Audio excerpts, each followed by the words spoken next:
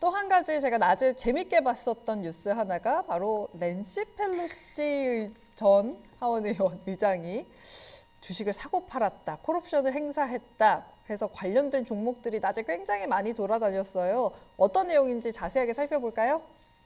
예, 아무래도 이 낸시 펠로시 전 하원의장이 조금 시장의 영향력이 상당한 인물입니다. 이 미국 증시에는 폼 13F라고 이제 매 분기가 끝날 때마다 45일 이내에 그 자산 규모가 어느 정도 되면 공시하는 게 있는데, 보통 그런 공시를 하는 헤지 펀드들이 어디 투자하냐, 뭐 버크셔 해서웨이 워런 버핏이 어디 투자하냐, 그렇게 좀 종목 영향을 많이 받거든요. 근데 이 상당히 특이한 게 낸시 펠로시도 이 국회의원이다 보니까 이 매매를 하면은 그 보고하게 돼 있는데, 그것도 이 폼 13F 어떻게 보면 버크셔 해서웨이만큼 시장 영향력이 상당히 파급 효과가 상당합니다. 그 이유인 즉슨 결국에 이 낸시 펠로시가 투자를 너무 잘하기 때문인데, 뭐 그녀가 투자를 잘한다, 뭐 결국에 그 남편도 이제 폴 펠로시도 좀 벤처 캐피탈리스트도 하고 투자도 전문적으로 하기 때문에 뭐 그런 영향도 있겠지만, 항상 음모론으로 나오는 거는 이게 하원 의장이 미국 서열 3위다 보니까 좀 내부자 정보를 많이 이용하는 거 아니냐, 그런 항상 꼬리표가 붙고 있습니다. 그래서 이 낸시 펠로시 포트폴리오 항상 참고하면 상당히 많은 도움이 되고 있는데, 일단 어쩌면은 뭐 애플 관련해서 오늘 부정적인 이야기도 있고 투자 의견 하향도 있지만, 낸시 펠로시가 애플을 매도했다는 소식도 조금 애플 투심에 안 좋게 작용하는 것 같습니다.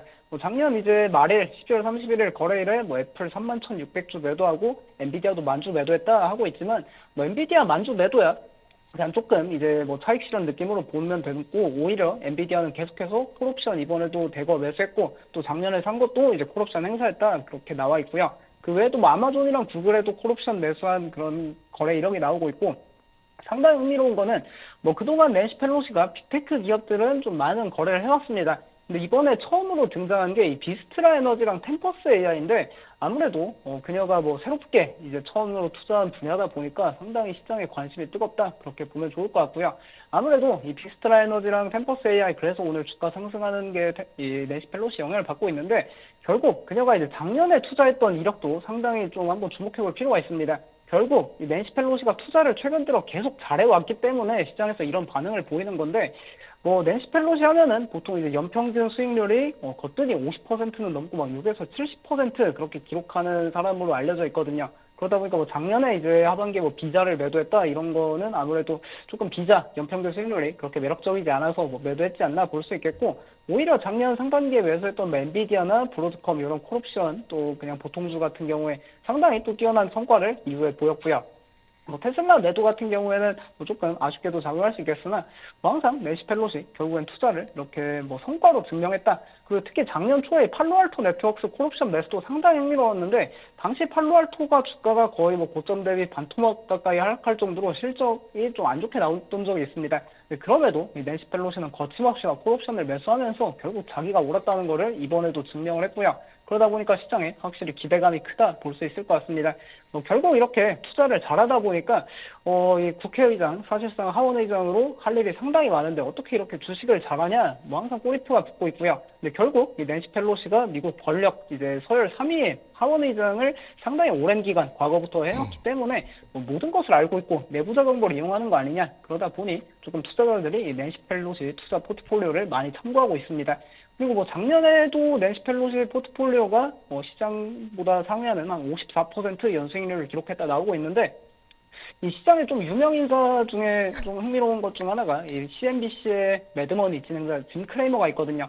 항상 짐 크레이머가 말하면은 주가가 하락하더라 해가지고 이제 뭐 인버스 크레이머 그런 ETF도 상장되고 그랬었는데, 작년에 이제 짐 크레이머 반대로 하는 인버스 크레이머가 주가 43%그 포트폴리오 상승했는데, 낸시 펠로시 포트폴리오가 50% 넘게 상승하며 결국 낸시 펠로시가 이 유명인사 포트폴리오 중엔 최고다 그렇게 보면 좋을 것 같고요. 그리고 이 낸시 펠로시 하면은 이 기술주 투자에 특히 특화되어 있습니다. 이분이 나이가 한국 나이로 현재 86세인데 이 기술에 대한 이해가 뛰어나다고 뭐 평가도 받는다기보다는 내부자 정보 뭐 그런 음모론이 항상 따라다니거든요. 근데 아무래도 결국 이분이 이제 올해로 작년 선거에서도 승리했기 때문에 20선 정치인이다 보니까 결국 20번이나 국회의원을 했으니 결국 이제 뭐 많은 정보를 알고 있다 그런 이야기 항상 나오고 있습니다. 특히 낸시 펠로시 그리고 또 이제 주목할 게 이 기술주가 시장에서 강세를 보일 때 그녀의 포트폴리오가 더 뛰어난 모습을 보여주고 있습니다. 실제로 2020년에도 21년에도 좀 기술주가 강세를 보일 때 낸시 펠로시가 항상 시장의 유명한 뭐 헤지펀드 그리고 펀드 매니저들 다 승리해왔는데 뭐 인류 역사상 가장 뛰어난 헤지펀드 하면은 르네상스 테크놀로지의 메달리온 펀드입니다. 메달리온 펀드가 30년 연속 연평균 60% 이상 수익률을 기록하면서 뭐 세계에서 가장 돈을 잘 버는 펀드다 이야기가 있는데 2021년에도 낸시 펠로시의 포트폴리오가 메달리온 펀드를 이겼을 정도로 상당히 이 기술주가 강세를 보일 때는 투자 일가견이 있다 그렇게 보면 좋을 것 같고요.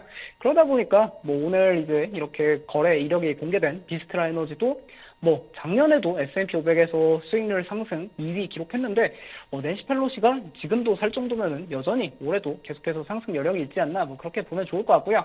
템퍼스 AI 같은 경우에는 작년에 IPO한 이제 AI와 헬스케어의 만남이 이루어진 기업인데 템퍼스 AI의 데이터베이스를 통해 많은 헬스케어 제약사들이 이용하고 있다고 합니다. 근데 어쨌든 낸시 펠로시는 다 계획이 있는 거니까 이런 기업도 추가적으로 한번 뭐 살펴보면 좋을 것 같고 그리고 또 흥미로운 것 중 하나가 이 낸시 펠로시가 워낙 투자를 잘하다 보니까 시장에 그냥 낸시 ETF라는 게 상장돼 있습니다. 티커 자체가 이 NANC, 낸시인데 이게 미국의 민주당 그 의원들 포트폴리오를 추적하는 ETF거든요. 근데 결국 티커도 낸시를 쓸 정도로 이 낸시 펠로시의 투자 성과가 상당히 좋다. 그렇게 보면 좋을 것 같습니다. 티커가 낸시 이제 운용 보수가 좀 비싼 거 아닙니까? 0.72%면. 7%면 낮지는 않은 것 네. 같네요. 그래도 어쨌든